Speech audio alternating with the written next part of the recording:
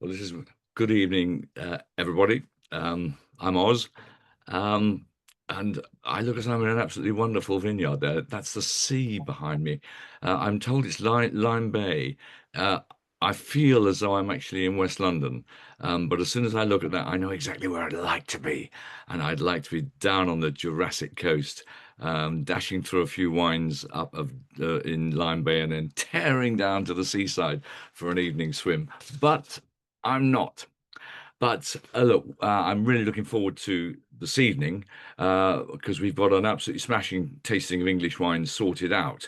And I was just thinking today, we seem to have had a very nice, quite typical English June day. So nothing to talk about there. Well, actually, there is. We've had a fairly typical English summer's day, and 2025 has had very few typical days of any sort. Now, March, remember March? March 2025 was our sunniest ever March. Oh, what about April then? Remember April? April 2025 was our sunniest ever April. And it was dry too. The previous driest April was in 1852. That's 173 years ago. The steam trains on the heritage railways had to stop running because the sparks were setting the trees on fire by the lines in April. Okay, then, what about May? Remember May? Now, that was less than a month ago. The 2nd of May was the hottest and the sunniest May day ever. And the month was dry too. So what you basically had was 47% of the average rain that you normally get in May. And the northwest of England. Now, the northwest of England, for those of you who don't know it, is a place where Lancashire is.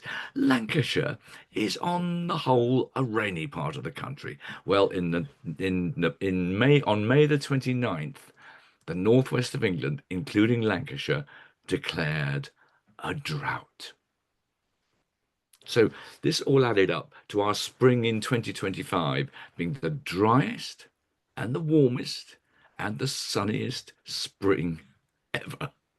I hope we all made good use of it because it was the sunniest, warmest, and driest by 1.4% centigrade. And for those of you who like a dip in the British briny, well, sea temperatures at the moment are 4 degrees centigrade above average. So, look, I mean, for many people involved in different activities, these are catastrophic statistics. But we in the wine game can take gleams of optimism. I mean, the flowering of the grapes in the British vineyards has been uniquely successful because of this warm weather, and mostly a couple of weeks early at the same time. So if the weather holds, if we're facing another superb British vintage like 2022, like 2020, like 2018.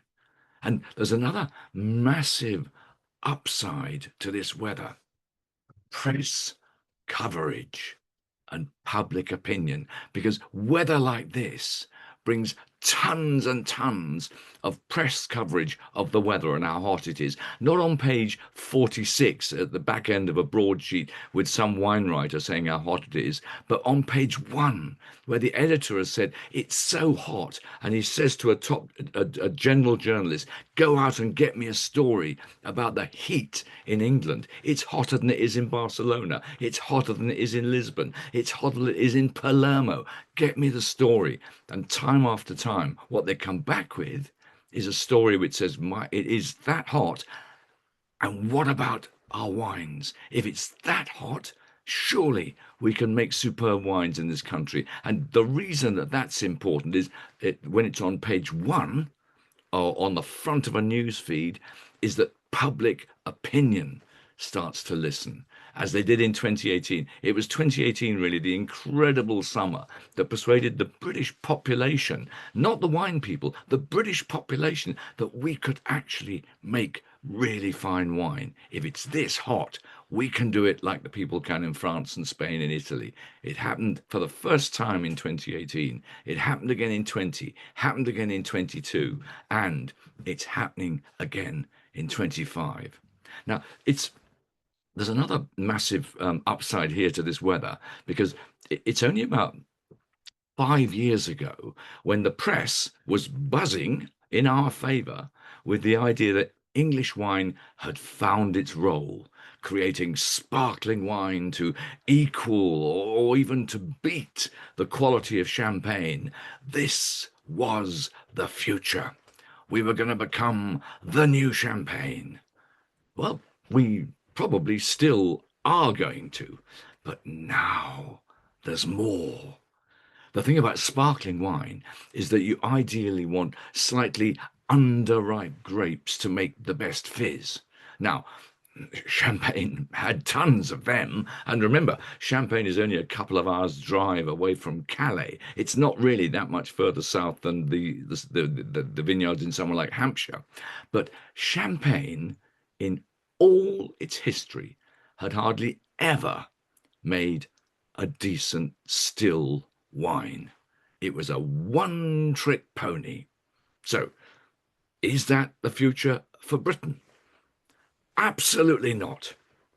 In the years since 1618, 2018, in the years since 2018, we've shown again and again that we can make world-class sparklers, but every vintage has also brought more and more evidence that we can make superb still wine too.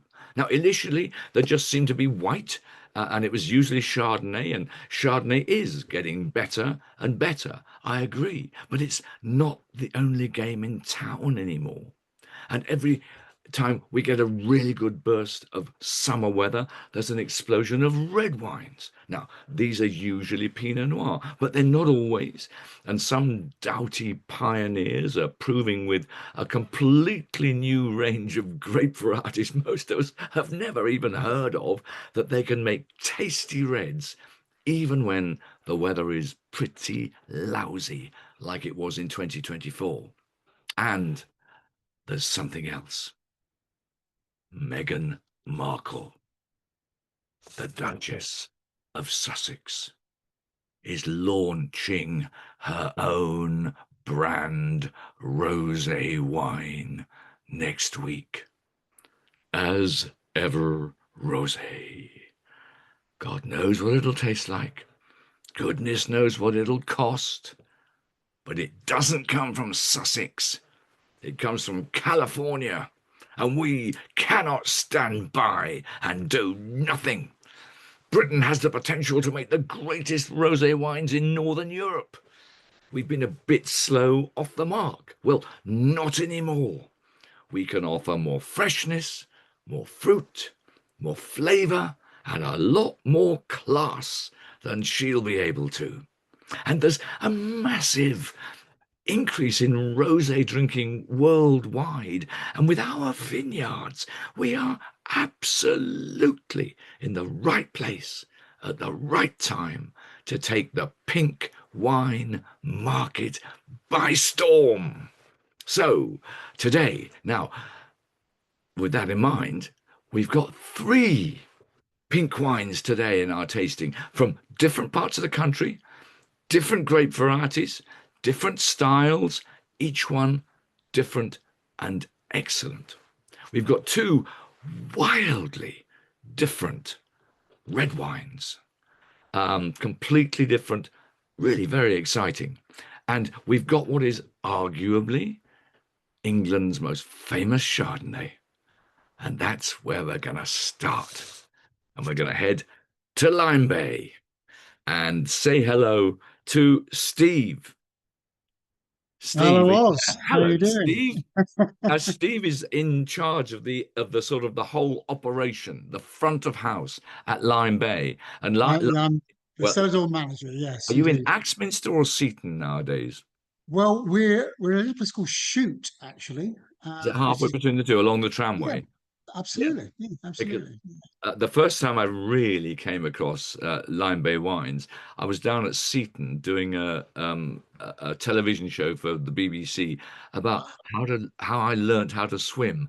It's really bizarre the kind of things you do to make a living in the media world. Anyway, there were I and my brother teaching each other how to swim in Seaton because that's where I did learn how to swim. Um, Very stony beach. it's a Yes, very stony beach, and when I was a kid, we didn't have any jellies on our feet. You just got on with it. And we were staying in a B&B, and in the B&B at Seaton, there was a sort of honor bar. It wasn't really a bar; it was just a sort of table with some drinks on it, and there was a whole range of Lyme Bay wines, not ones I would now recognise, like Chardonnay or Pinot Noir or something, but rhubarb and blackcurrant and gooseberry and carrot and mangel wurzel and God knows what.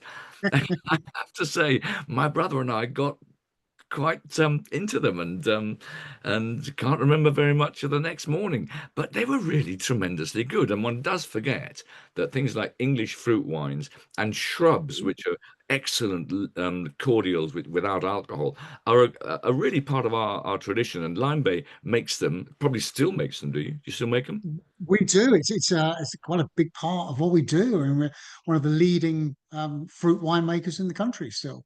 Well, I Do a must lot say, for I National think Trust and so on. if people haven't tried them, they shouldn't look down their nose at them because they taste really nice. They And also, do. you They make really do. good cider because I think Axminster is a wonderful area for cider apples. Well, we've actually moved away from the cider side because the wine side has become much more about what we do. Yeah, Um, I mean, Lyme Bay as an entity, the story starts back in 1996. So that. Oh, yeah, God. yeah, our founder was a guy called Nigel Howard who did rather well in the city, and but wanted to give up that race and come down to Devon and make cider as you do. And then that became cider and fruit wine and fruit liqueurs and so on. Um, he'd always got a secret passion, and his secret passion was Pinot Noir and Chardonnay. Now, obviously, making international level Pinot Noir and Chardonnay is a little different from squidging a few apples. He brought in a guy called James Lambert as head winemaker. James ended up being our MD. And both James and Nigel had this incredible belief that England would be a fantastic place for still wine. They were real advocates for still wine. As you were saying earlier, it's always been about the sparkling, but they felt there was huge potential to do still wine in this country. And so back in 2006, I think it was, yeah, when James came, they started that process. And in 2009, planted the first vineyards down here. And Down in Devon. yeah, absolutely. And the first commercial harvest was like 2014, But at that point, they thought, well, let's start looking at where else in the country we can source really great grapes. And the whole point being that you're looking for ripeness with the still wines, and started finding growers in Essex and Kent and Oxfordshire and Herefordshire as well. The idea being was that having that diversity was going to be great for different types of terroir, but pragmatically, it was also a case of mitigating the risk you might have of having all your grapes in one particular place. Especially in the southwest, you might lose it all in a week. Who knows? So mitigated that risk anyway. But what was really important was trying to find places that had that ripeness potential, and always doing it with still clones. And around this time, Crouch Valley, we've talked about the Crouch Valley before, suddenly it was coming back with these exceptional ripenesses all the time.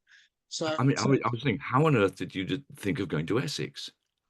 well, James had he's got a bit of a background in the kind of the intellectual side of winemaking, should we say, and he understood what might possibly be a good place. And if you're looking for ripeness, then obviously the Crouch Valley has the highest sunshine hours, it has the highest temperatures, and the Crouch Valley itself on that northern slope and south facing, and the river giving that sort of protection from those frosts and so on. And the ripeness that was coming through from those grapes was just exceptional. So we started working with our growers there, and people like Duncan McNeil, who does a lot of work for us there as well. And we've ended up having some absolutely phenomenal success with stuff that we've sourced from that part of the world, and obviously culminated this year, as I think you probably know, with winning not only the English White Wine of the Year at the IWC, but English Red Wine as well.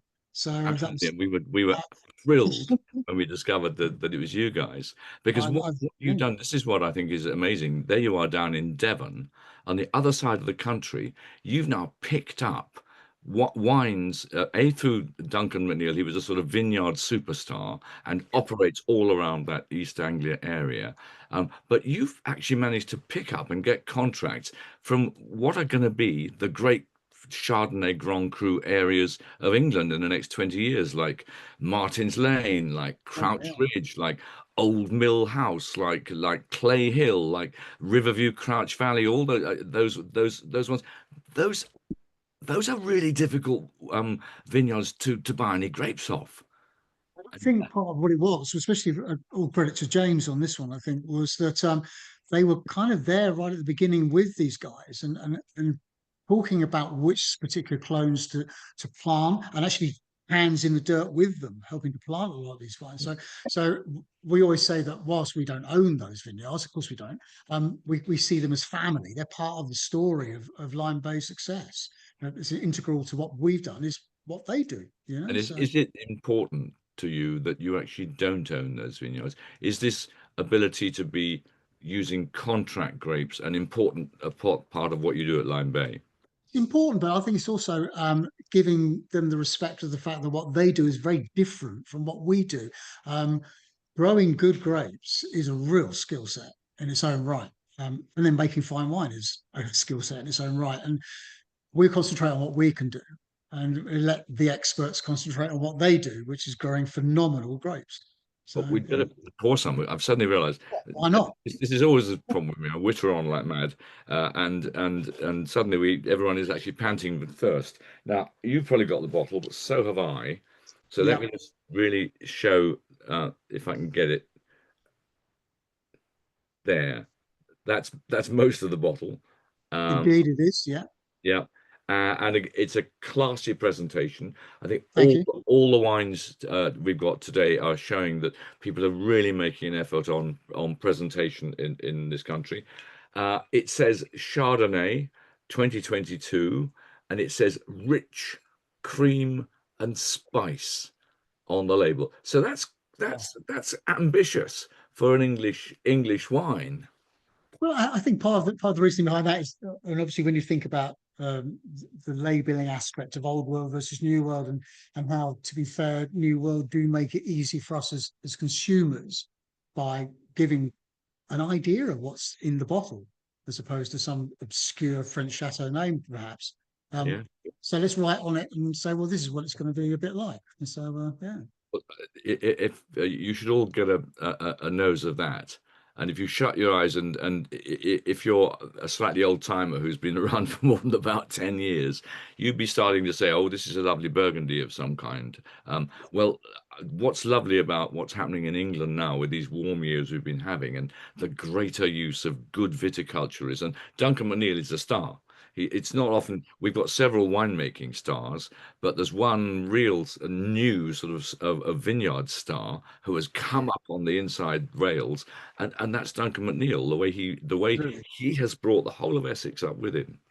But you Yeah, smell that and you just think exactly. this is rich, this is creamy, this is spicy, Absolutely. exactly what it said on the label. It's a great compliment to reference Burgundy, obviously. There, I mean, we're very lucky actually here at Lyme Bay that Clem Yates, who's a master of wine, has recently joined us as a winemaking consultant, and I mean, she has amazing expertise in winemaking and Really, really knowledge. good. And by the way, she makes really good rosé, so be careful. Ah, Be a Lyme well, red yes, rosé coming out next year. It's that'd be good. That'd be good. But she she has a saying that we're not actually chasing Burgundy. We're actually trying to chase it excellence. Yeah. So it's not about trying to mirror what they're doing in Burgundy. It's creating that English sense of what Chardonnay is and having our own identity for an I English. absolutely agree. Yeah, I don't think we need to worry about mirroring Champagne or Burgundy no, anymore. agree. We've been astonishingly lucky in the last 7 or 8 years in the way the weather has twisted sideways in our favour. Um, and we're now we are leaping ahead in our own direction. People say, "Oh, English Chardonnay when it's really good is the new Chablis." Well, taste Chablis and Yeah, against a Kent Chardonnay or a Sussex Chardonnay or an Essex Chardonnay, it's not the same thing at all. not at all. They are truly English and they're displaying truly English regional characteristics. So, and I noticed, by the way, one of the things that Clem said, she said, when somebody asked her, is our direction Burgundy? She said, no, our direction is icon level. And I think the lovely thing about Yeah, that, Steve, is that yeah, icon level, if it's proper, has got to be earned. You can't just be an icon. You've got to absolutely. really put your guts into it. You've really got to put sweat and blood and ambition and talent. I Indeed. think that's what you guys are doing with your Essex Chardonnays and obviously Thank you. your Essex Pinot Noirs. So I'm Mm, delighted to have this wine, and it's lovely to see you again. And I shall be down in Lyme Regis later on, and I better pop by and see what your please do. 2024s are looking like. We look forward to seeing you again at Lyme. Well, I think that's a really nice one, and I hope everyone enjoyed that. So Yeah. I think it's now time to. Oh, just a minute, one more swig of this. Just got my just my this is my can you see that? That's my spittoon. It doesn't want Wonderful. to it doesn't want to Wonderful. come up on the camera. Anyway, that's my spittoon. Hate to throw it away, but there we are. Great. Now let's move on to rosés. And thank you, Steve. Thank Katie, you. are you there? I am. Hello, Katie. Hello. Right. Now, um, let me just pour some of your lovely Folc wine, and I think this is interesting because you're one of a bunch of pink rosé winemakers now who each in your own different way are saying we want to redefine English rosé. We want to get people moving away from this obsession with either rosé de Provence, which is that rather overpriced, very pale, perfectly nice, but you sort of do sometimes find yourself thinking, am I paying for the bottle or bottle shape, or am I paying for the wine inside? And you guys are saying you can pay for the bottle shape if you want to, and you've all got very good bottle shapes, but the stuff inside has got to deliver. And I do think that we have in the next 5 years we should be making some of the greatest rosé wines in the world, and I think that Folc is one of the people with that urgency to try and prove that. But I think people think, oh, where is Folc? Are they Kent? Are they Sussex? Are they Hampshire? And of course, you're not anywhere, are you? So you're what one might almost call a gypsy winemaker, wine operation. Although I think you've got a superb winemaker, and of course, for those who wonder who the winemaker at Folc is, well, he's the bloke who used to make Cloudy Bay Sauvignon Blanc, so he knows how to make wine which tastes good. But Katie, just tell us how Folc started and sort of exactly what you are and what you stand for. Yeah, so I think it kind of goes back to what you were saying earlier in the webinar, that it came from that kind of simple but really ambitious question: why can't England make rosé to take on Provence? And our founders recognised that gap in the market, and despite the fact that the UK is the second largest importer of rosé, I believe, in the world, there is a kind of surprising lack of premium homegrown options. And the English sparkling wines were gaining global recognition, and kind of challenging that dominance of champagne. Virtually no one was focusing on that high quality English still rosé. And so they kind of saw the opportunity to create something different, something modern, that feels more relevant to today's drinker, still kind of premium, stylish, and having all that kind of posability, shall we say, that rosé tends to have, just because it is so beautiful, but also be really approachable, not just kind of for your special occasions. And I guess since the beginning, we've kind of embraced what we've kind of come to call the Folc attitude, which is kind of a mindset that encourages us to challenge the status quo, take risks, and drink the wine how you want. If you want it in a tumbler, go for it. If you want to put ice in it, why not? And it just kind of removes some of that snobbery, is really what we're trying to do with that. And as you say, because we are the gypsy winemaker, or we like to call it a negociant, you know, we're not tied to a single estate, which means we don't have a fancy background to show you today, but it does give us the flexibility to select the best fruit from the best performing sites each year and craft a rosé that kind of is really impressive and a reflection of the terroir that we have here in England. And I think we are 7 grapes in the current iteration. You are 7 grapes. I just wanted to go back on that thing of busting down the cobwebs and busting down the elitism and busting down the snobbery, because I've been trying to do that as long as I've been in wine. And you just think, oh no, we're not still doing it. But each generation seems to have to do it all over again. And if we're going to get the sort of Generation Z, millennial generation, who are bursting with ideas and enthusiasm and a desire to be happy and enjoy themselves and partake in things, if we're going to get them to really enjoy wine, we've simply got to do exactly as you said. Drink it how you like, drink it when you like, drink it with whom you like, drink it in every possible way, and drink it out of a tumbler, drink it out of a teacup if you want to. It doesn't matter. But I think that what does matter is thinking carefully about the marketing. And maybe, Katie, have you got a bottle there? Maybe yours goes better than mine.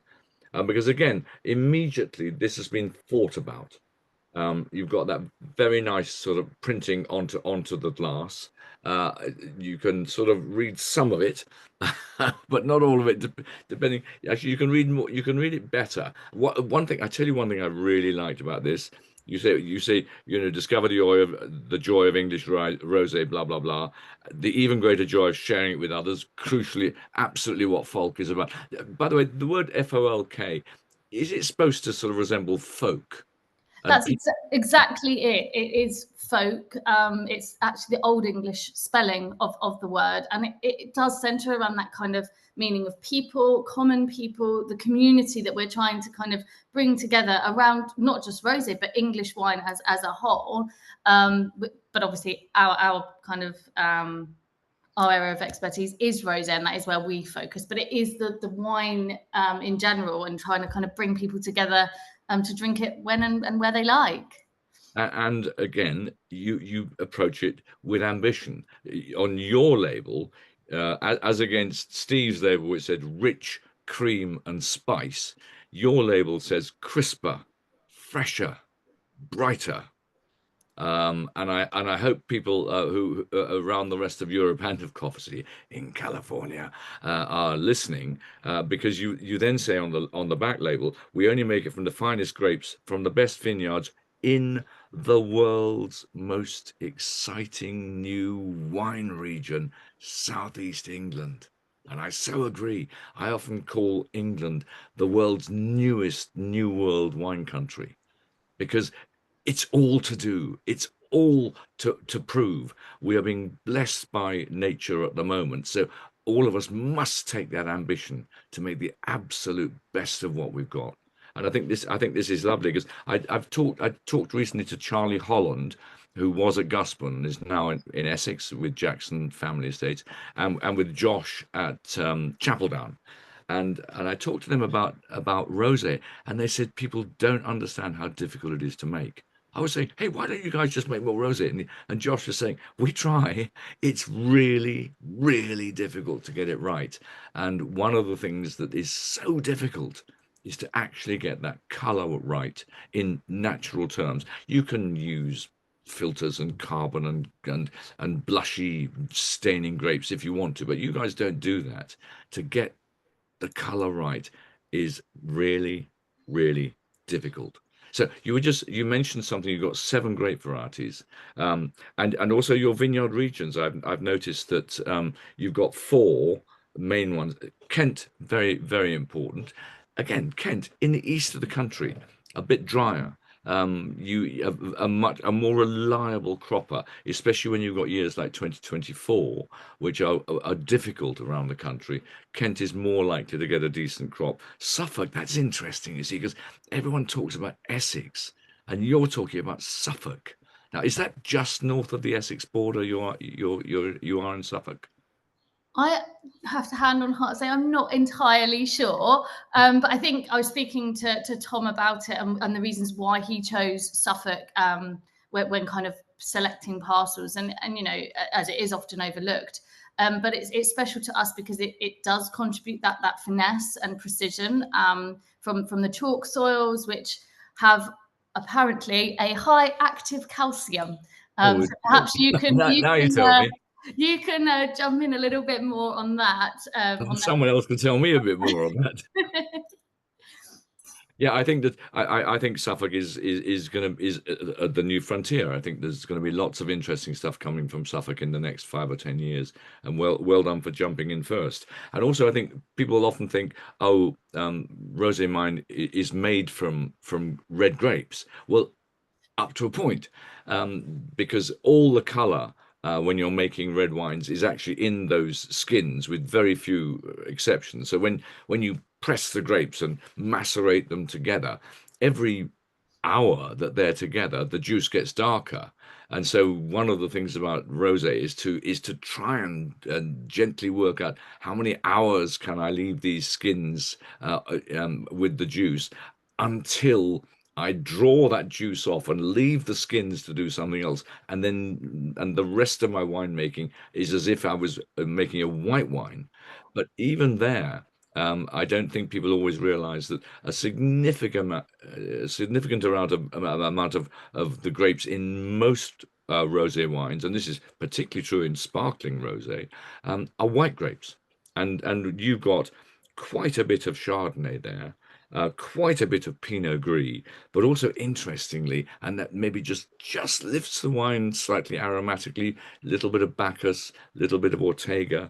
But I also noticed that year by year, you're very flexible.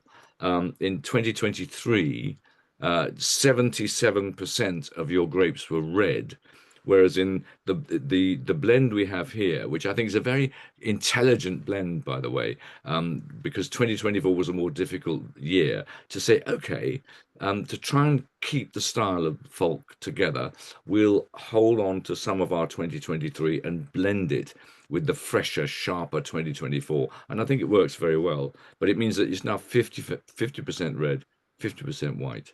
And again, I like this flexibility. It makes absolute sense if you're A, dealing with a top winemaker as you are, and B, you're saying, where can we get the best? And that's exactly why we've moved to that non-vintage approach, just because it does enable that flexibility a little bit more. It was our first year launching the non-vintage this year, and we're really proud. We've already been winning. We won a silver medal just a couple of weeks ago on it, which is obviously another opportunity for us to talk about it, market it, shout about what we're doing, but also the English wine as a whole. What I love about it is it's acid led, but it's acid led in the same way as an English eating apple is acid led. Not something like a Pink Lady or a Jazz, but let's say something like a Cox's Orange Pippin, the great English apple. That's acid led. If you had a Cox's Orange Pippin without acid, it would be really flat and dull. It's exactly the same here. It's acid led. So the fruits are like apple fruits. And if you've got red fruits in there, they're more like red currants to cranberries, that kind of world. And I thought there was just something slightly saline about it. And again, I wondered, you've got Suffolk, you've got Kent, the sea's not far away. You've got chalk there, you've got sand and gravel there. I don't know. I thought it was something a bit saline. Anyway, look, I think that works very well, Katie. Again, as always in moments like this, I could actually drown the glass, but I think I'd better say not fair on the people who follow. Thanks for this. Keep up the good work, and let's move on.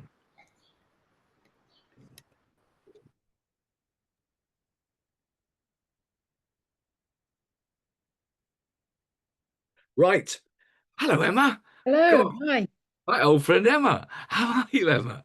I'm very well, thank you. How are you, Oz? I'm absolutely fine. And by the way, I bring lots of love from your friends at Hattingley, where I was yesterday, because Emma used to make the wine at Hattingley Valley and made a series of absolutely stonking, mold-breaking wines for a number of years. And now she's an independent winemaker doing lots of different things. Now, I tell you what I should do first. Have you got a bottle of your Cobham there? With a suitable amount already drunk, yes. Yes, I have got. Let me see if I've got it. Have you got the wonderful box that it came in? Exactly what I'm looking for. The wonderful box, The because map of the this vineyard. this is exactly. Now we are talking. Could you hold it up again, Emma? Because mine doesn't see, mine's pixelating rather. That's the bottle. Look at it, but you haven't you hold it. Do that to it. Hold it from side to side. It's not what you think. Look at that. It's got a special shape. It's flatter than a typical bottle, really elegant and classy. And then you've got this, frankly, remarkable box here, which has got maps inside it, which has actually got a beautiful painting mosaic in there. And it's also got a poem. A Yes. poem, To the Vineyard by Teresa Lola. I won't read it all, but it says, "O vineyard, what vastness you have added to our lives. You transport us from traffic trails to green song and grand halls of vines." I mean, it's tremendous stuff. It goes on, and it absolutely finishes several minutes later with the lines, "For nature receives from all and gifts back to all." And it's good stuff. And again, it's just trying to say, we've got something remarkable to market in this country, and I really think that what you're doing at Cobham House is strongly marketing aware. But as soon as I tasted your rosé, I thought this was completely different to the other rosés that I've been tasting, and really very exciting. Now, should we just say where Cobham House is?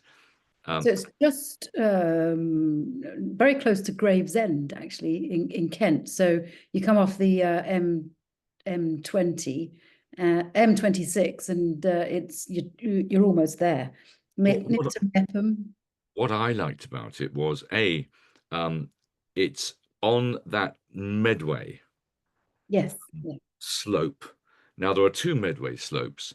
There's one Medway slope which Kitts Coty, led by Chapel Down, but now followed by numerous other people, have created as a marvelous chalk-based vineyard, which is really doing tremendous things for the reputation of things like Chardonnay and sparkling wine and Bacchus, surprisingly. That's on the, as it might say, the east and southern and eastern side of the Medway. But you go over the Medway up into slightly steeper, chalky hillsides, and you get what look like superb vineyard conditions, and you've already got like 3 vineyards established there. Mepham, which is one station along the line from you, Cobham House, which is at Soul Street Station, Yep. and you've got the great big Mark Dixon operation at Luddiston. And it seems to me, firstly, it's a fabulous place to grow vines.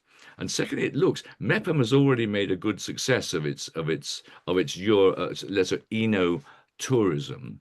Yep. And I know that both you and the Mark Dixon operation have, let's say, had issues with the local council. But it does seem to me you're next to a railway station. It's a perfect idea to establish a winery with a tourist side. But Yeah. it's also, I think, fabulous soils. And were you working with Alistair Nesbitt at Vinescape when this came up? No, so I got involved after Alistair had helped them find their spot. There's an existing vineyard, which is what this comes from. So there was when they bought it 2 years ago. It was a two-year-old vineyard of Gamay and Chardonnay, and they've since bought more land and planted that with Chardonnay, Pinot Noir, Pinot Meunier as well. That's only gone in last spring, so not producing yet. But this is totally unique, this wine, because not totally unique, sorry. There's 3 plantings of Gamay in the UK, and this is one of them. Yeah. And the other 2, I know one of them hasn't yet really produced a crop of any commercial size or quality, and the other one I don't know. I haven't tried the results of it, but it's a very, very rare. I do know it, Emma, and it's at Biddenden. Yes. And it's been there for a very long time. And the Barnes family, about once every 10 years, make this absolutely gorgeous, juicy red wine. They say that they can't ripen it every year to make red wine. That's down on the relatively heavy clay soils of the Kentish Weald. My feeling is up on these beautiful chalky soils that you've got, you probably could ripen it, but you may not want to, because of course it's so good for making rosé. Well, so exactly. I forgot about Biddenden, which is stupid because I actually work with them as well. and in 2024, I don't think Gamay was anywhere close to being ripe enough to make good quality red wine. But yes, Biddenden, as far as I'm aware, the only other vineyard that's yet made and red Gamay of any quality. And their Gamay is exceptional. But I think I recognised pretty early on in the ripening season that it wasn't the year. 2024 wasn't the year to try and make a red from Gamay. So we made the decision to make rosé. And Billy Sengupta, the Sengupta family who own this vineyard, Billy, their son, he is a marketing dynamo. He's like you can't stop him. Hence the wonderful bottle, the box, etc. I mean, the bottle, I fought him on that bottle. I was like, don't do it. It's going to be a nightmare. So every single one of these bottles was hand bottled, hand labeled, hand capsuled and corked. And it was a labor of love. Luckily, it wasn't a huge vintage, but... But it really works, Emma. It does. Yeah. I think it's a really classy piece of presentation. But what I also think is this is a really classy tasting wine. So given the fact that I would say, even if the Gamay gets riper, this works so well, you might want to continue making rosé out of it. I mean, I think so. I mean, I love making rosé, and I've got great respect for Josh and Charlie that you were talking about earlier. I think rosé is, I find it a delight and easy to make rosé, but I love making rosé. And I won my best awards for because this is a really unusual rosé. I think it's delicious and quite different to anything I've had before. Yes, and it just won a gold medal in the WineGB Awards. It was announced this morning, I believe, or yesterday. Oh, yeah. Well done. Yeah, the only still rosé to win a gold. This shouldn't be. We've been at WineGB. We've been saying for several years we should be giving quite a few gold medals. We want to give more. So I'm very glad yours won a gold medal, and very well deserved. I would like to see half a dozen golds there. Mm-hmm. Yeah. Anyway, that's another story. So tell us about another story. I really feel I ought to sort of make note of the fact that what the Sengupta family are doing. Their ethos behind the whole thing is diversity and equity, and they are really like Teresa, the poet who wrote that poem. She's a local woman who lives very close to the vineyard, and Billy invited her out to the vineyard to walk the vines, and she went off, wandered through the vineyards, and came up with that poem specifically for Cobham House. And it's very, very unique. And they've also sponsored a couple of scholarships at Plumpton as well for people from minority backgrounds. And they are a local family, aren't they? Aren't the Gravesend family? Yeah, so Kim Sengupta her family home is just down the road, but they've lived all over the world, and you know the way the wine world is, you know, Palab has made money doing something else, and is now investing in the vineyard to provide a legacy for his children and grandchildren. Yeah, excellent. But tell us how you made this wine. So we picked the grapes. We went to the vineyard close to harvest and could see it was ripening, but it wasn't ripening fast enough for red wine. So we decided, right, it's going to be rosé. That means then we were able to decide on our picking date a lot more easily. Took the grapes to Defined Wine in Kent, so not just a short hop down the M2 to Canterbury, where I annoyed the winemaking team there outrageously by hanging around and asking for all sorts of, you know, please do this and please do that, leave the grapes on the skins for a little bit before we finish pressing, etc. But they were very patient with me and allowed me my little foibles. And then we put this was actually, I have to say, this is Billy's idea. He thought it would be very nice to get some old ruby port barrels. So he had a couple of ruby port barrels shipped over from Portugal, and we fermented 20% of it in those barrels. The rest of it was cool fermented at a very, you know, pretty low temperature, about 14 degrees, in stainless steel. And then we blended the two components back together to get the wine that you have in your glass now. So that's also slightly unusual in England. So I think it really shows. I think that it's got beautiful acidity. I think I can see some of that sort of rather juicy, crisp Gamay fruit, which in a better year might turn into a really delightful, fresh summer red. But there's something richer. It's almost slightly fudgy, and I did think it was almost like a tiny hint of Oloroso sherry or tawny port. I was thinking more than ruby, but there's a richness there, and it doesn't show in the figures. The wine is no sweeter or drier than most other rosés, but there's a richness. Yeah, there is that 8 grams per litre of acidity, which is on the high side for a rosé.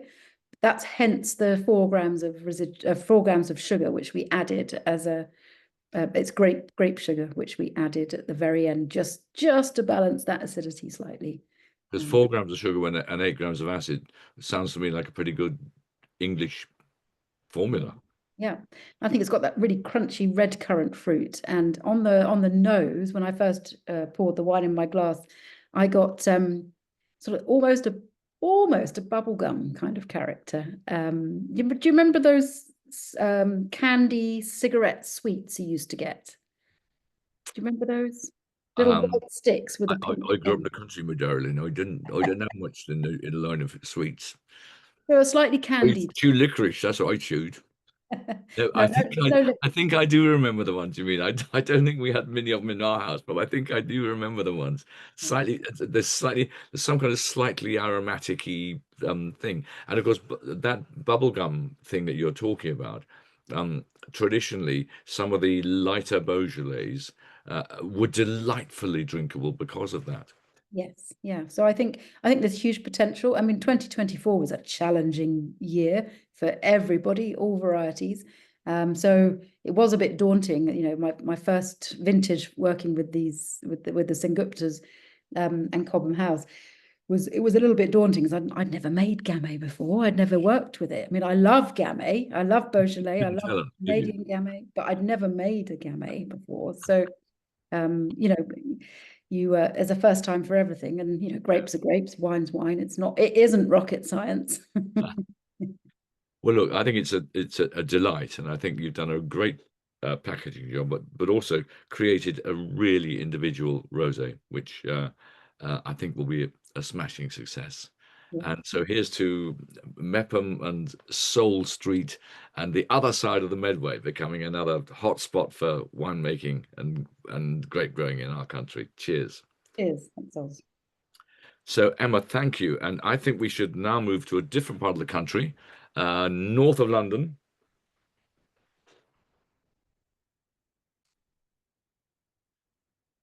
and we should move north of London and up to Rutland. Now, Andy, are you there? Hello, Andy. You look as you are outdoors. I am outdoors. I'm not in the vineyard, unfortunately, but I am outdoors. I'm actually at the Royal Norfolk Showground. We're on site here for 2 days selling our wares and struggling to get reception, but made it just about. It was open till 7 o'clock today, so we've just run out to speak to you and taste lovely wine with you and your guests. Well, thank you for making the time for us. But can I do firstly? I think the wine is excellent and delicious. Can I then just take this up? Because I think one of the things we should really talk about is not just how delicious the wine is, but the concept again. Firstly, the packaging. This pack it comes in. Maybe Andy, you can show it better than me. It's really attractive. Yet again, this is the third rosé we've shown this evening. Every single one of them really taking marketing and product and packaging seriously. But you take it a massive step further because of what's inside here. So shall we open up our packs? Really? So we have a strip down the side here. Every we make is in a box. Rosé is no different. So we tear a strip down the side here, and we open up our bottle, which comes inside this box. The important thing, and it's labelled in here, is to keep everything that you've got, because we're all about reuse and returning wine bottles back. Inside is a clamshell box, which then holds your rosé wine bottle. Can you show it to us, because the top of mine is missing on the thing. Take it out, Andy, and just show us how attractive it is. The color's beautifully thought through. The aluminium, is that aluminium? It is aluminium. So we are the first, Mallard Point's the first English wine to be bottled in aluminium. We launched our wines for our 22 vintage in the beginning of 23. And so, yeah, first English wine producer in aluminium. Others have followed since, but they're in a recycled bottle. We're all about reuse. So this packaging is really important because this is instrumental in sending your bottle back. The only reuse system in alcohol to be able to send your bottles back to us. And so we have a closed loop. And yeah, everyone we've got an enviable 61% rate of returns of bottles back, and mostly wine, because we're a distillery as well, back to us at the Vineyard and Winery. I think I'm just going to show people again what comes inside the box. This idea of sending back the wine, it absolutely exists. This is the label that comes when you buy a bottle of Mallard Point. You just finish your aluminium bottle, you put it back inside. Is that you turn this inside out, and so basically it's all stuck on the inside of your box. It says what to do. Yeah. And then you tie it up like that. You put this on the front, take it to the post office, send it back to you. Absolutely. And two things happen then, don't they? Firstly, you give a discount on the next bottle you buy. Absolutely. And secondly, you reuse all the aluminium. Absolutely. And thirdly, any cardboard here which can't be reused, you shred and you compost into your vineyard. Absolutely. So we close loops wherever we can do. So with this aluminium bottle, we've now got 5th and 6th use bottles going round and round. About 20,000 bottles we now have going round in existence. We haven't bought any new bottles ourselves since 2020. So yes, so the bottle goes back in the cardboard, 100% cardboard box, recycled cardboard box. It comes in, goes back in. The most important thing you need to do is scan the QR code on the bottom there. That's what gets you your discount and assures us that you've obviously sent it, because that puts your details. You put your email details into that. You pop your empty back into the box. Take the same packaging sleeve that it came and wrap it round inside out. There's another sticky there. And the free post label is already attached to the box, and then you post it back, or Royal Mail can come and even collect it on the barcode there. The bottle will come back to us. We'll scan it, and then you'll know we've got it back, because then it releases a discount back to you, and then we clean, sanitize, and reuse these bottles again. I'm amazingly impressed. What kind of uptake have you had on this? So we currently have a returns rate of 61% of our bottles coming back to us, and it's been a piece of work. There's, is gathered pace, obviously, over time. But basically, it's a new concept in this country. People do return bottles overseas, but in the UK, it's we are sort of flying solo in that respect, especially with the alternative format packaging. People have done it with glass, but it's more business to business as opposed to business to consumer. Bottle. I mean, you'll have another one in a few days' time turning up from West London. Now tell me about aluminium. Why is it good? Aluminium is very versatile in the respect of it's unbreakable in that respect. So sending out through the postal system isn't a problem. In that respect, it's lightweight as well and infinitely recyclable if you end up needing to or accidentally putting it in the recycle bin in that respect. So it cools really quickly as well. So you can put it in the fridge. You don't need wine sleeves, etc. And because we've used a swing top on the top, means that we can seal our bottles really well for sparkling wine as well as still wine. So we don't need to manufacture new cork caps or closures either, because we put a swing top on the top of our bottle, which makes our bottle very much more unique than the screw cap special, which would be pretty much the same as a normal glass bottle. Yeah. And are corks difficult to recycle? I think depending, some people do collections of corks, others don't. So I'm not saying that they can't. The swing top really is the game changer for us in having a reusable bottle. Yeah. And I ought to mention that last year, I think you won, was it Best Eco-Friendly Market Launch? Yeah. And I hope that those kind of awards really matter to you, because I've not come across such a circular product in the wine business as the one you've got. Yeah. I'd say we've been lucky enough to in a short space of time, because our sort of existence in the English wine world or in wine has really sort of been since we planted in 2019 is compared to some people that have been about is short lived. But this packaging, which really we came to the wine industry completely unblinkered from not having been in there, so we were amazed there was nothing for reuse worldwide in wine, and that shocked us, and we wanted to do something about it. We are just a little vineyard and winery in Rutland, England's smallest county, and we've created this. We're not a packaging company, but we've done this because we think there should be something for reuse. Yes, it's won pretty much most awards, green awards, and sustainability and packaging awards in alcohol. And being praised that way, and we're very humbled and pleased that it has in that respect. And yeah, we're hoping to see it get a bit more adopted as these years go on, and people see that reuse is actually a thing as opposed to a gimmick. Well, for me, I'm really impressed by that. But of course, something else really impresses me, because I'm a railway fan. Yeah. Number 4468. 126. Yeah. 126 miles an hour. 126 miles an hour on July the 3rd, 1938. On the Stoke Bank at Essendon, and you're at Essendon, aren't you? We are. It's, can I see the Stoke Bank railway line from your vineyard? We can. And we have our Chardonnay is called Branch Line Chardonnay because the branch line that came off from the East Coast Main Line, which is where the Mallard did that fastest steam train record, where we get our namesake from that forever, hopefully not breakable record as the fastest steam train in the world. Yeah, that branch line comes right at the top, literally probably about 3 meters from the very first row of our Chardonnay, which we use for our still wine. So hence why we call that Branch Line Chardonnay. Excellent. And if I'm going north on the East Coast Main Line, do I look to the right or do I look to the left?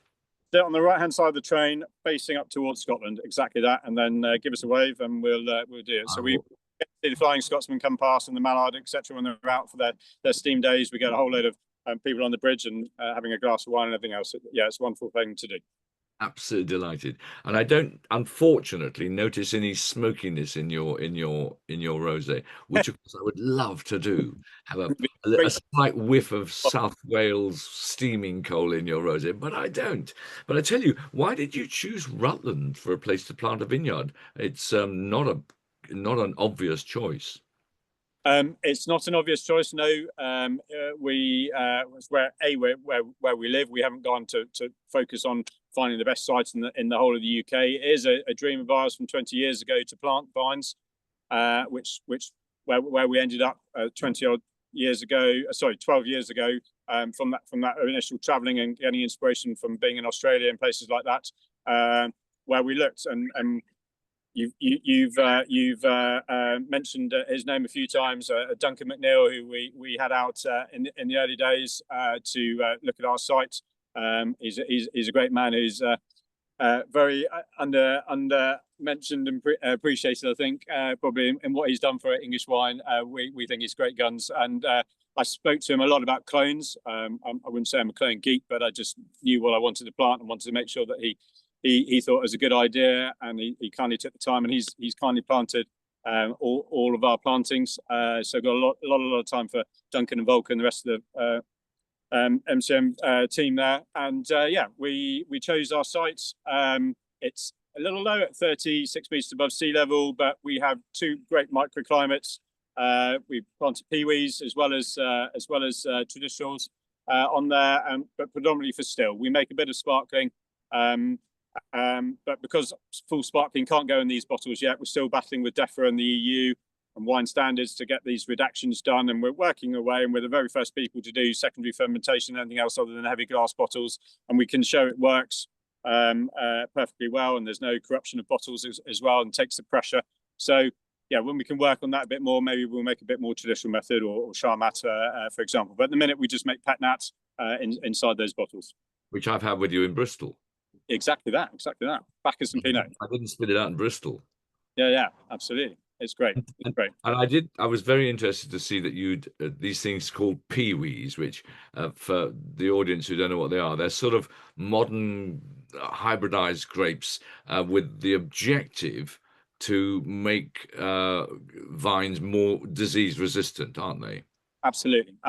So pewees, there've been several sort of tranches of pewees that have come out over the years. There's a lot of vineyards in the UK. They've got sort of, I would say, sort of more original style pewees, names like Regent and Rondo and Savoy Blanc and Solaris, for example.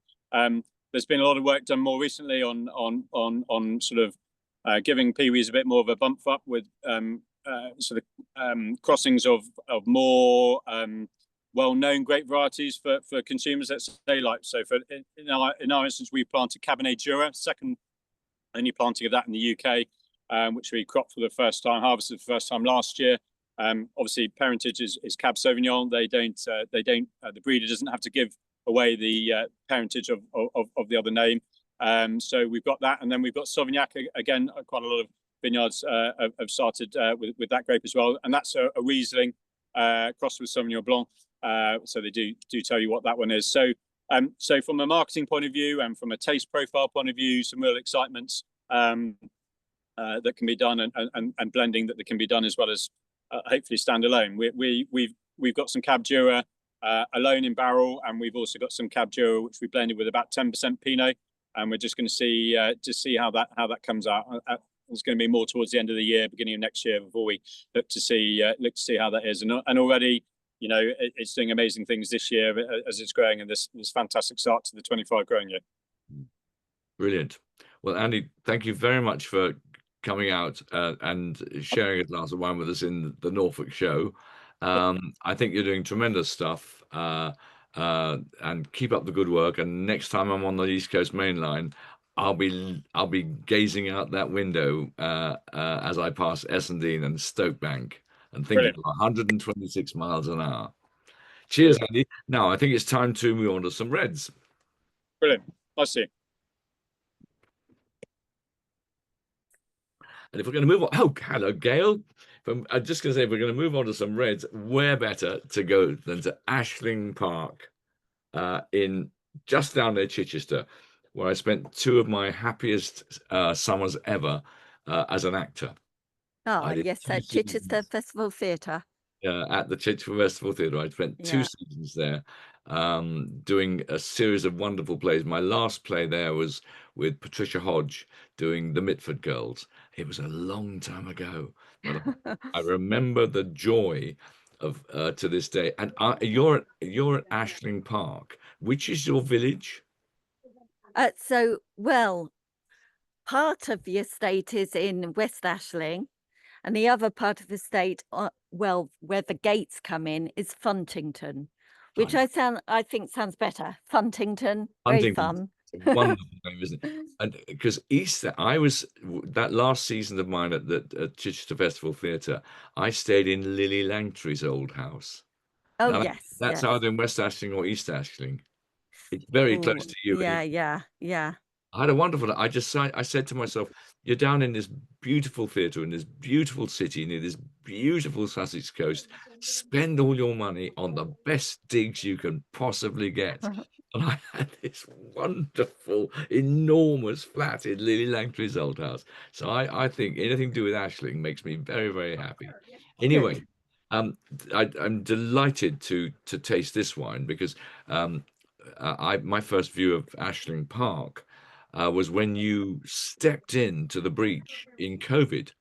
Yes. At WineGB, we were faced in COVID in 2020 with having to cancel all our tastings.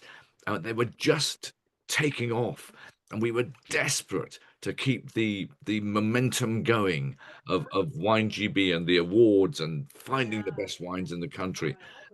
And of course, with COVID, everything was closed down.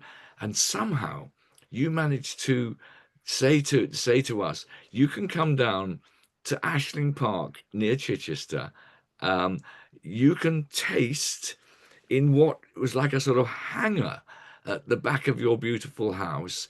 You can Yes. One person can stay in a cottage, and another person can stay in a pub, and another person can stay in the loft, and another person can stay in a nest over in the forest.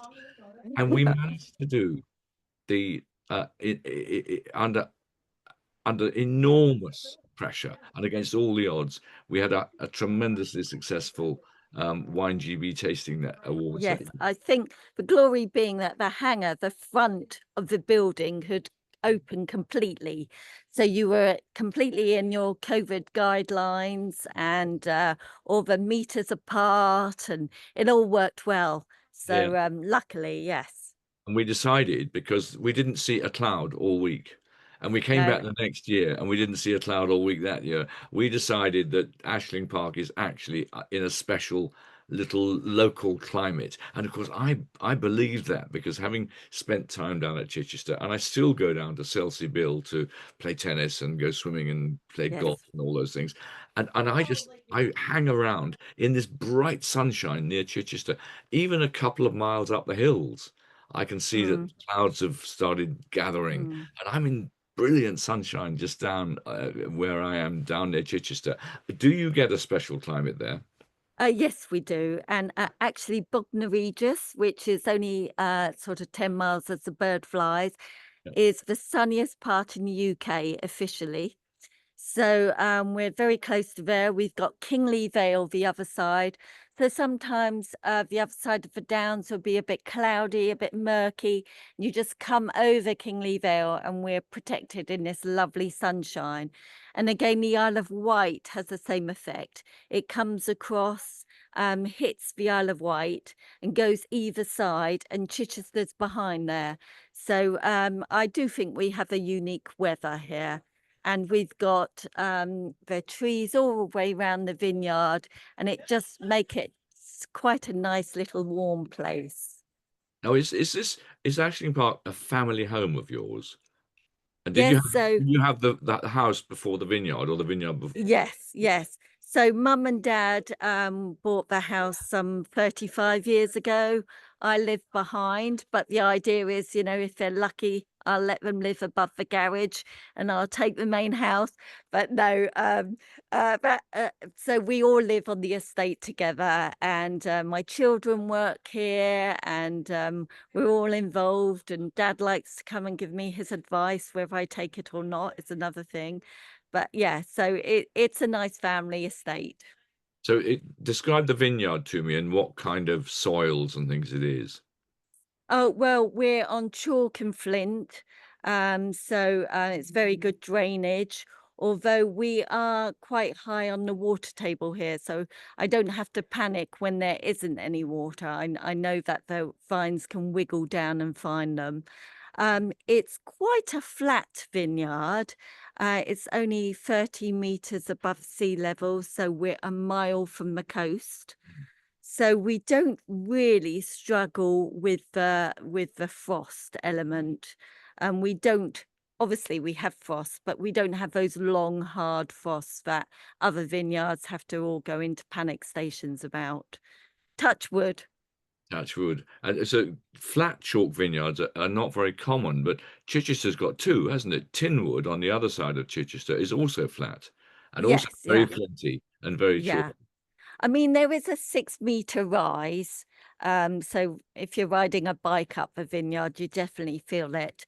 But to look at, it looks quite flat compared to others. Now, what's the Pinot Noir 2022 we've got here? Was that your Yes. first Pinot Noir?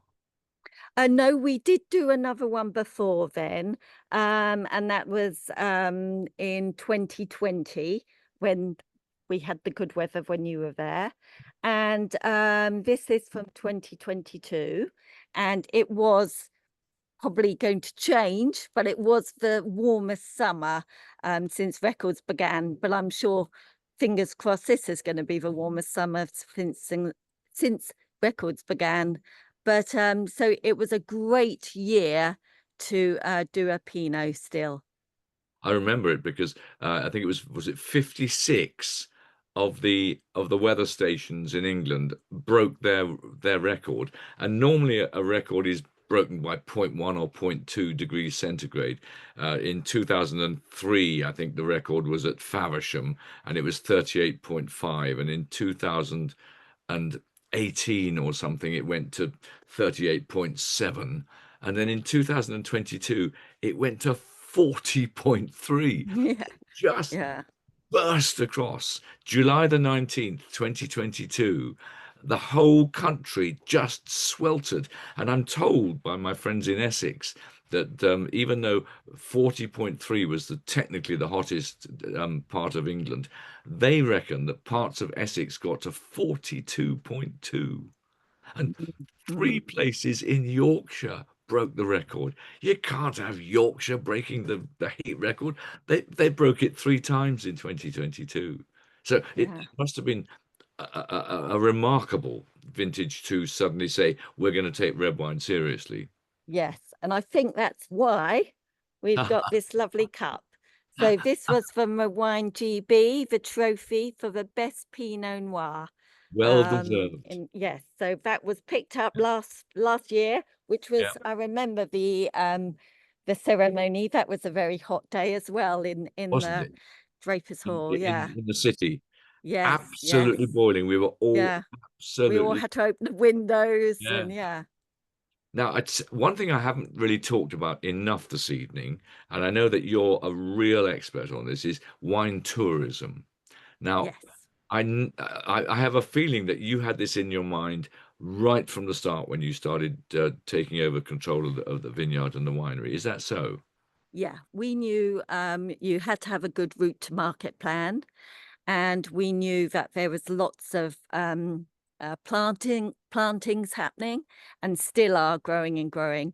So I think we have a small vineyard and we've heavily invested in the wine tourism element of it, because then I've always got someone that I can sell my wine to at a better markup as well from if it was in the supermarkets and things, and you have more contact with the customer. You can explain the process. You know, our sparklings are Blanc de Blanc and our Rosé from 2014. So it's great that we've got the audience of people here on the wine tours and things to actually explain how important that is and what difference that makes to the finish. And you know, and that's why we're getting trophy winning wines. That's why you're getting trophy winning wines, exactly, because you actually give those sparkling wines enough time to express themselves. This is the wonderful thing about English sparkling wines, that if you give them another 7 or 8 years, they absolutely explode with personality.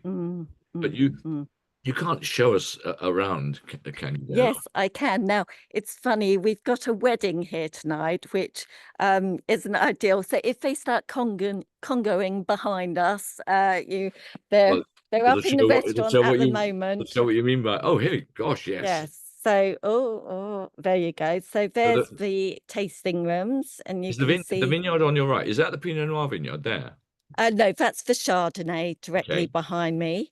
And if I swing round this side, you can just about see the lodges where Yes. people can come and stay, which is lovely. So I think we're quite unique that we do everything here.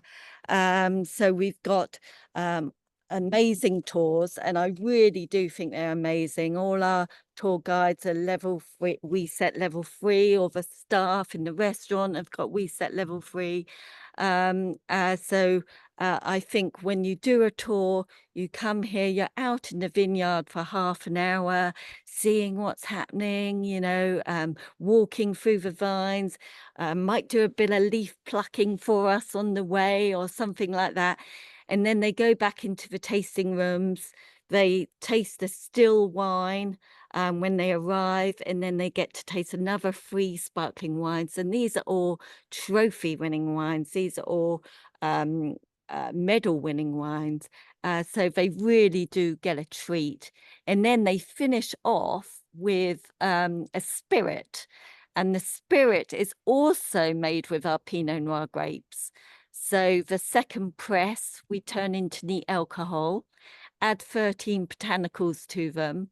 And we made ourselves a gin, and we've also got a rum and a vodka. So it is a good time. Let's say you need a taxi when you drive here, when you Or come you here stay in one for of the tasting. lodges. More Yes, like. yeah, I like your style much better. Yes, I've done that. And Yes. from what I remember, haven't you got a bar out in the middle of the vineyard somewhere?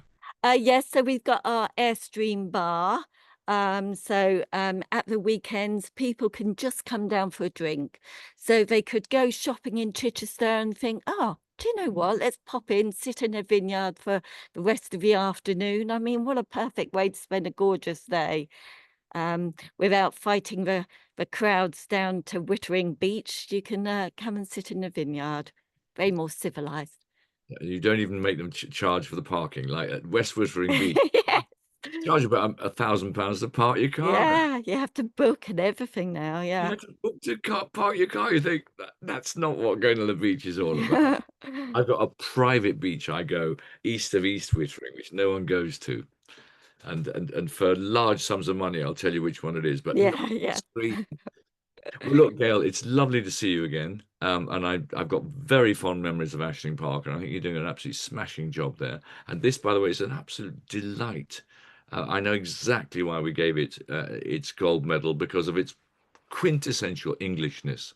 It hasn't tried to be anything else but an absolutely beautiful English expression.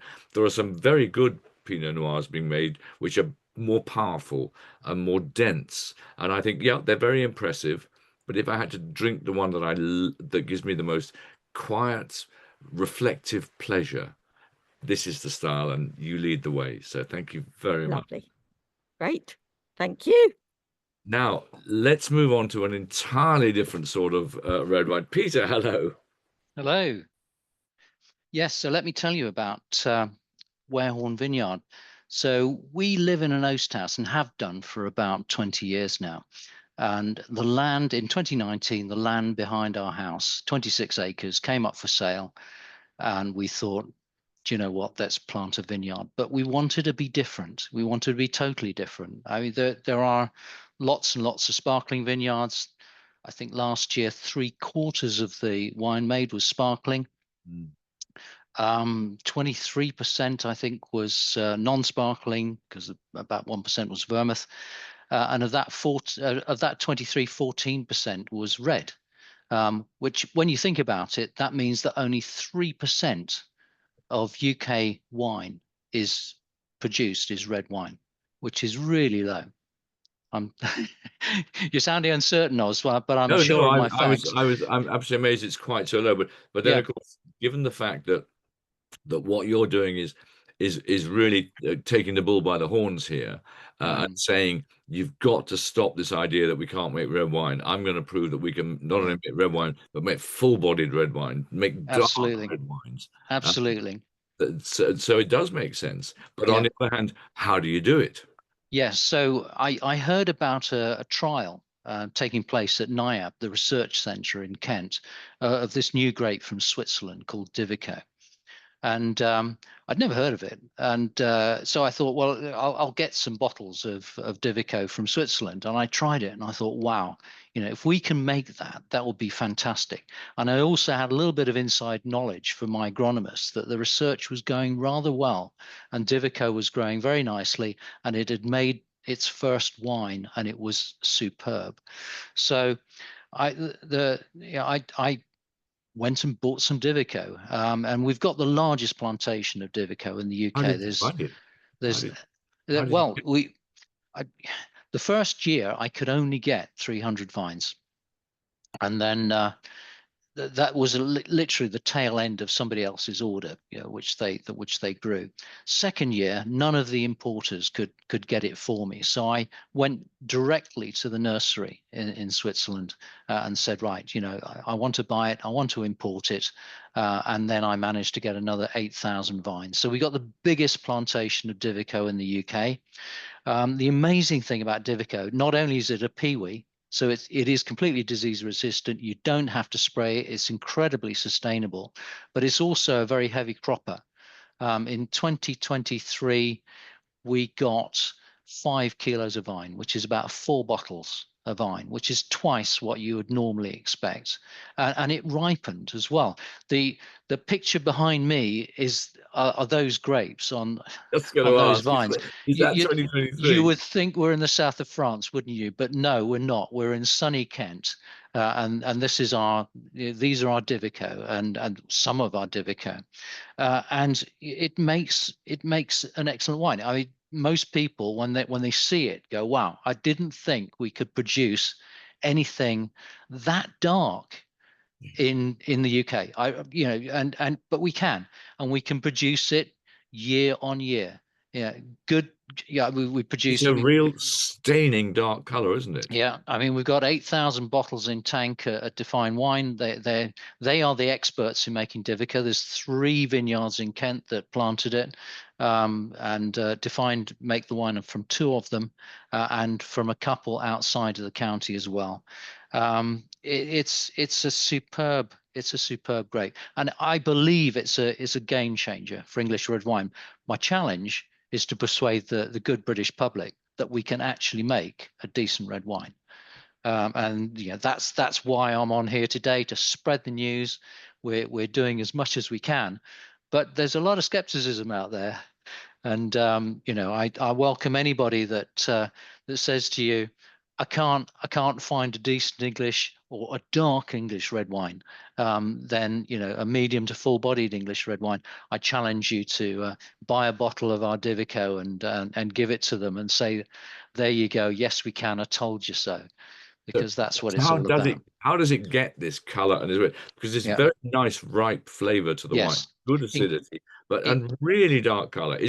Are the skins very dark? Is the juice dark? Yes, it is. Actually, I'll try sharing something with you. Let me. I'll talk whilst I'm trying to do this. But the skins. Oh no, I'm not allowed to share. Okay, that's fair enough. Or can I? Yes, I can. I'm going to share this. So here you go. Can you see that?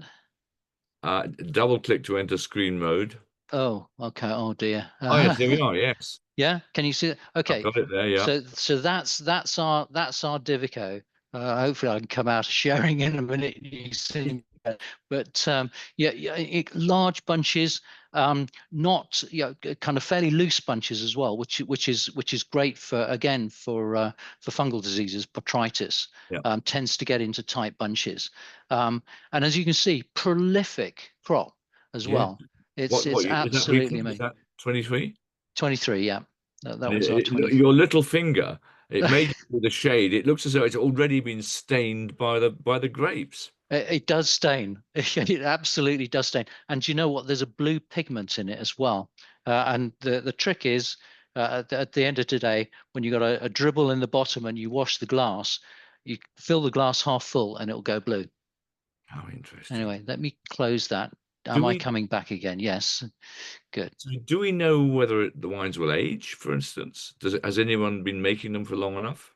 No, is the quick answer to that. I've got no evidence, you know,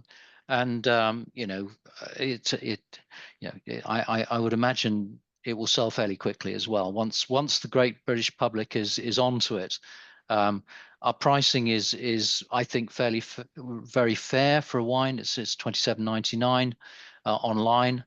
It's I mean, people that try it buy it. I mean, it's as simple as that. And they can't believe it. They, you know, and it's the novelty value as well. They've got to show their friends. You know, we've got to, you know, we're going to, you know, George and Jean's this weekend. We got to take a bottle. We got to show them. We got to tell them what we're doing with English wine. And you know what? It's my intention to annoy the French in exactly the same way as we have with sparkling wine, quite justifiably. It's my mission to annoy the French with our red wine too. Well, that's an absolutely honest English approach to life, isn't it? After we've spent 500 or 600 years keeping ourselves going by annoying the French, and I'm very glad that we've got protagonists still going. I wanted this peewee thing because the word peewee, for those of you who don't know it, it's a very long German word which I can never get to the end of. So peewee is a nice shortening of it, but it is to stop things getting diseases. But this wine is tremendous because it has lots of flavor and it has lots of color. So does it also bud earlier? Does it flower earlier? Does it take shorter time to ripen? A good question. It seems to have a very compressed life cycle, so it's slightly later in budding. Yeah, literally a few days, but slightly later. And yeah, that crucial time when you're trying to avoid that last frost. Yeah. Although we're pretty frost free here anyway, but then it just goes crazy, and you know, everything happens quicker. And then certainly, even in a bad year, towards the end of September, you know, it's getting pretty ripe. And in a good year, you know, certainly end of September, early October, you're picking. But you can, because of its disease resistance, you can leave it on the vine later. And if you do, you'll get slightly more tannins to it, because this is fairly low in tannins, this one. But what I want to do is 1 year I'm going to try 2 different versions and kind of pick one relatively early and pick one relatively late, and see what comes up. Yeah. And by the way, since people are looking behind you and thinking, I wonder where that vineyard is, I just like to tell people where it is, because it's my stomping ground. It's just south of Ashford. If you go to Ham Street, which is like the first station out on the Marsh line, and take the Tenterton Road, it's just on the Tenterton Road, isn't it? That's right. Yeah, literally half a mile out of Ham Street on the Tenterton Road. So right on the main road. If it's heading towards Appledore, to Gusbourne direction, Chapel Down direction. Superb views over the Romney Marshes. You can see 15 miles. You can see the power station at Dungeness. Yeah, beautiful, absolute. And we've kind of got a maritime climate, because the Romney Marshes are actually below sea level, and so, you know, even though it's like 7 or 8 miles away, the sea, you can pretty much see it, or where the sea is anyway, the sea wall, and you know, we get the climate directly from that. And I looked at the map and looking where Gusbourne's Great Boot Hill vineyard is, for instance, and I looked at the map and I thought, it's a very short walk between where you are, Yes, and their Boot Hill vineyard. it is and indeed. also, I know that Dungeness beach of old, because of course Dungeness is Britain's only desert, which says an awful lot about how incredibly suitable for vineyard growing your vineyard is, and indeed Gusbourne's vineyard is, right next to Britain's only desert. In other words, possibly one of the driest places in the whole of Britain. Yeah. Well, look, I think that's absolutely fantastic, Peter. Thank you very, very much. I know that you make other wines as well, and one day I'm going to try your classics, because you're doing Pinot Noir and Chardonnay and Yeah, absolutely. We try and do Pinot Noir every year, and so far we've been successful. It is a difficult grape to ripen in a bad year, but we cherry pick the best, even in a bad year.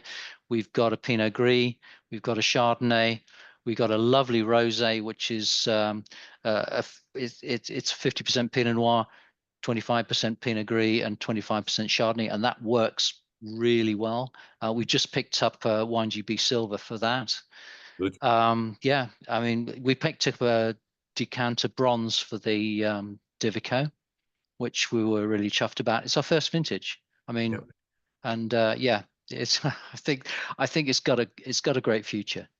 I'm delighted. And by the way, we were talking with Gail at Ashling Park about wine tourism.